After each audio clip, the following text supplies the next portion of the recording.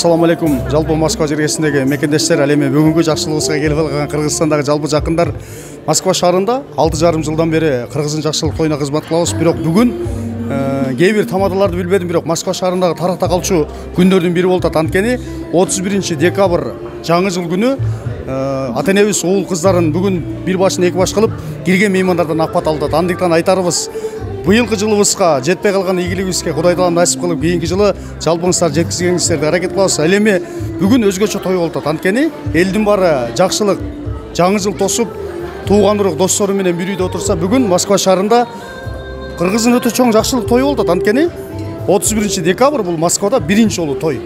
Жалпыңыздарга айтарыбыз, эки жашыбыздын тою кут болсун, жаштар бактылуу болсун. Ал эми жакшылык той маракелер кимде-кимге кызматы болсо, эгер керек болгон болсо, алып баруучу жак, оператор жак, сүрөтчү мырзалардан керектүү болсо, эң негизгиси Аккеме студиясынын YouTube каналына кайрылып, ошол инсандарды ошол жактан жакшылык кечеңиздерди өткүзгөнгө буйрутма берсеңиздер болот. Жалпыңыздарга ийгилик, тойдон жолугалы, жаштар бактылуу болсун.